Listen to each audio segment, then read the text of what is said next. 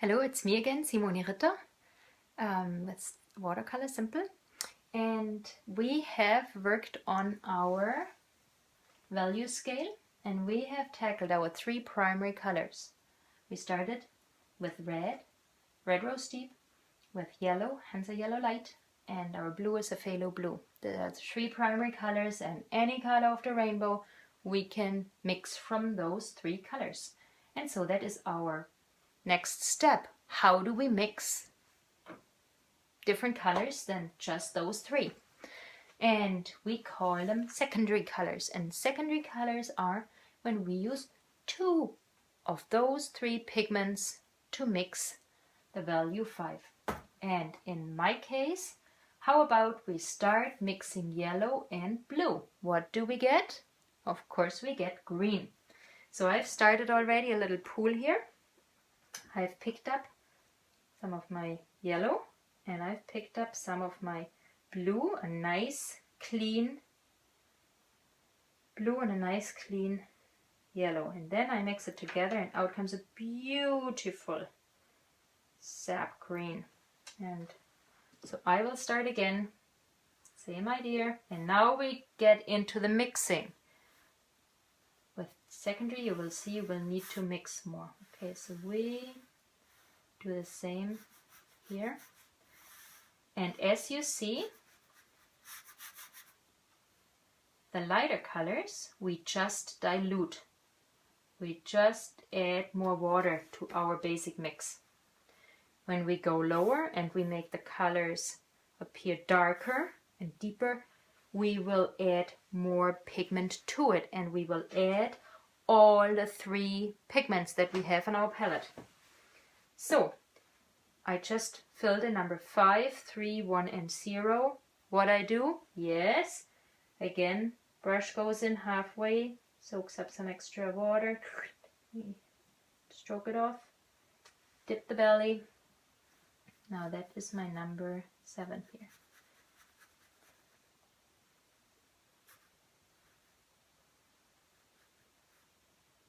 And you see the dry brush strokes it makes?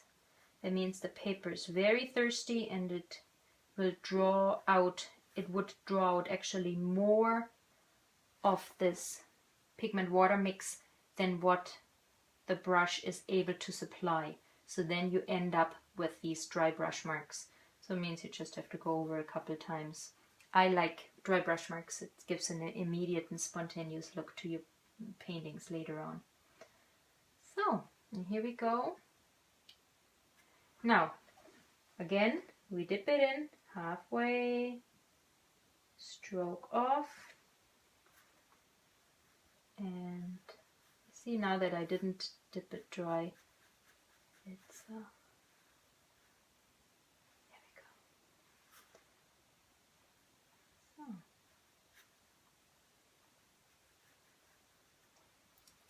Now let's go for the lower values. And here we will need to mix a little bit more than what we did before, but that is not a problem at all. So we use the mix, we grab more of the yellow, and again let's clean up. So use a bit more of that.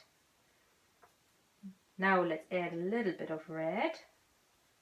And what you see, the green, as soon as there are all three pigments involved, does not look as crisp anymore. It looks tertiary. We call it tertiary. That is when it's a mix of all the three pigments. And usually tertiary colors are what I call more grown-up colors. Kitty colors are mostly primary. Secondary colors, they are flashy, they are happy, they are bright and vibrant, but also they can sometimes look garish. So as soon as we have a tertiary color, all the three pigments, it dulls down the mix, and that makes more for a grown-up color, I call it. So here, now I have to go back and forth a little bit and look at my green that I mixed and look at my puddle. And right now I see this green. Now let me just do like this. The green here looks too muddy for my bright green mix here. This is not the right green for my bar here. It is a different green. It is a low value of a different starter color. So what I need to do is I need to add more blue. Yes. And when you look at them side by side, you see, oh my goodness, yeah, I need to add a bit more of this blue, and I think we are doing good. So here we go. I put this in. And this is where basically your eye needs to be trained, and it's the same with driving a car. The more you drive, the better you get. You need to put on your mileage, and in painting we need to cover the canvas, we need to cover the paper. So the more paper we cover, the more we paint, the better we get in mixing. Now I use more yellow, and now I get my bubbles. I love my bubbles. More red and more blue. So I'm getting darker. And now this looks too much of a bottle green. It has too much blue pigment in it. So I just pick up more of the yellow. And now clean up. I like to clean up. I use this puddle here. And I use maybe some of that puddle there. Yeah, I think that looks okay. Let's see. But it's, I don't have enough pigment here. So I need to grab some water to fill my brush, and I start recycling now. So I just, maybe I should just use this puddle here and add some yellow.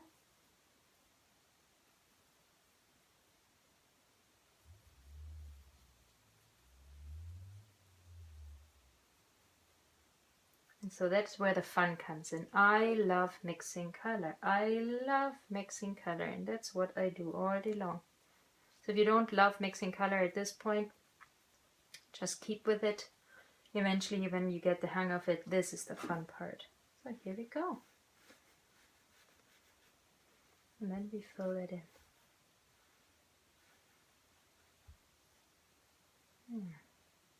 Perfect.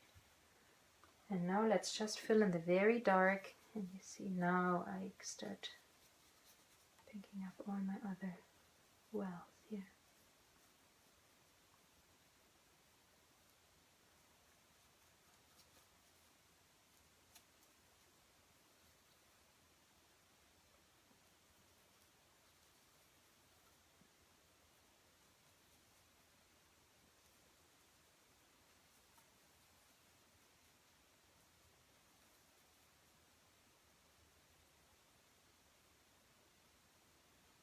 And now this is so thick that it basically almost gives brush, you know, when I drag my brush through my palette, the paint stays.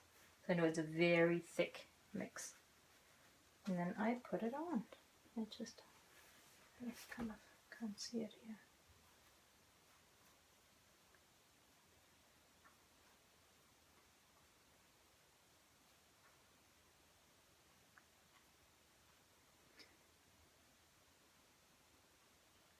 And also what I just want to say is when it gets too dry, your nice tip brush will look like this. Do you see how the bristles come apart and it doesn't form a nice tip anymore?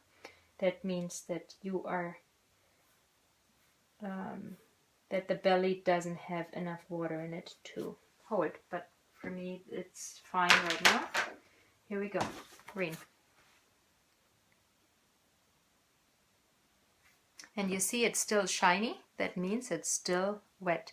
The other colors, the other mixes are dry now, but the green is still wet. And so when you look at your paper and you see, oh my goodness, I see the reflection, then you know it's wet. And sometimes it's better to just let it dry before you apply the next layer to it, especially in the beginning. That just takes some of the discouragement out when everything runs together, and especially when you're not sure how thick should my mix be to not completely bleed into each other. Okay, next color we do is orange, and I will just do it up and take a quick picture of that.